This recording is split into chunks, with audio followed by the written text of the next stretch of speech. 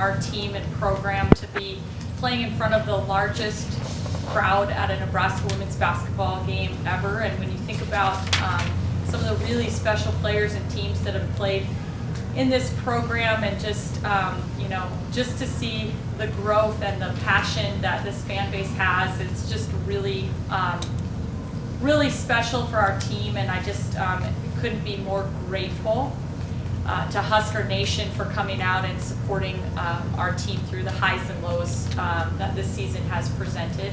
Obviously, we are disappointed losing on our home court anytime. We knew playing against the number 7 team in the country that we were going to have to score points. I mean, we really wanted to defend. Obviously, it's crazy to give up 80 points and still be holding them 10 below their average, but we knew we were going to have to score points. We didn't shoot it very well against the zone from behind the arc, and that's what it's going to take to beat a team like Iowa.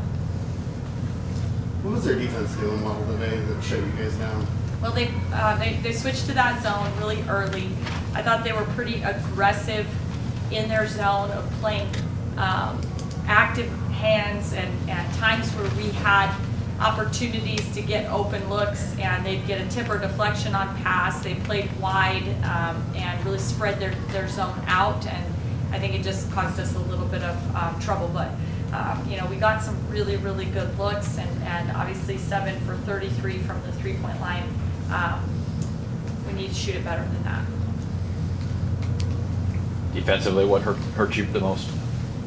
I thought a couple of defensive breakdowns where we needed to stay connected. We would kind of lose connection, go over the top of screens where we wanted to really be chasing screens, and those defensive breakdowns. Every time we had one, they made us pay. And I thought there were a couple lapses just in our transition defense where we'd score a bucket early in the first half, and they were down the floor scoring a layup before we really even got ourselves kind of turned around, and just some lapses there with our transition defensive game plan. What makes their tandem with Clark and Cezanne so hard to slow down?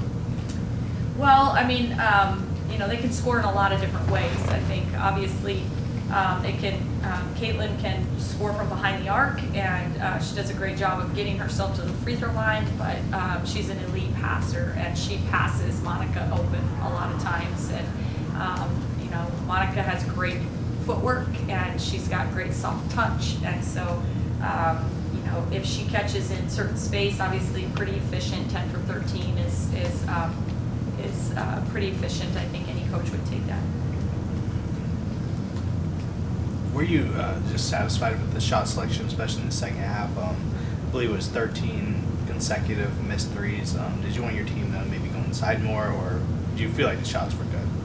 Yeah, I mean, to be honest with you, you want to go inside more, and we want to get paint touches, but when teams want to take that away from you, it becomes very difficult too. So, that balanced scoring and your ability to score from all levels and against that zone is definitely something that you're going to have to be able to knock down shots going against that. And thought we got great shots, and some days those are going in for us, and today they were not.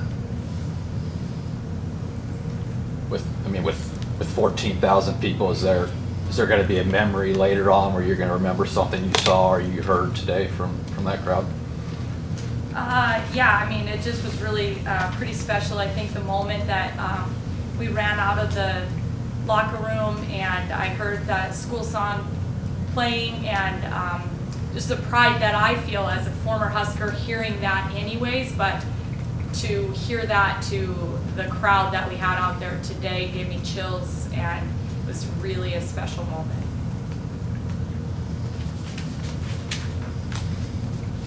Coach, you talked about, sorry, just real quick, you talked about during your playing days how you'd see fans like 400 to 500, and now we're getting 12, 14,000 breaking school records. I mean, what can you say just in general, the growth of women's basketball, not just here in Nebraska, but throughout the entire country?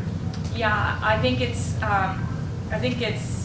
really special when I think about some of my teammates and the players who played before me, and the great players who who kind of paved the way to get us to this point. I mean, their brand of basketball was no less entertaining than what we're getting now. I think it's just we're starting to catch on.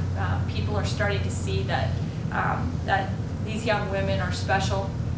They have special stories. They're really fun to want to get behind, and they play hard, and they want to win, and they're competitive, and so I think it's something that is really fun to watch the growth of women's basketball and to see the way that crowds across the nation are getting behind our sport. Hey, Amy, Caitlin has had pretty good games against you guys. She had good games against everybody. But, I mean, she's never scored fewer than 30 against Nebraska. She seems to turn it up a notch, if that's possible for her. What do you think of what she's done against you guys? Yeah, I mean, I think she's just a special player. She's done the same things against everybody that she goes up against, and it's I think she's just been a pretty special talent that you don't run across very often, and she has the mentality to match, and that's tough to stop. You got Illinois coming up Wednesday. How do you feel about that rematch against the Atlanta? Yeah, we're excited for the opportunity to have a rematch against the Illini. I think that it's tough to go on the road and win in this league, but I think our team feels like we want to gain some momentum heading into the conference tournament. So nothing better than trying to start with a road win. Anything else for Coach Williams? Okay. Well, Alexis Markowski.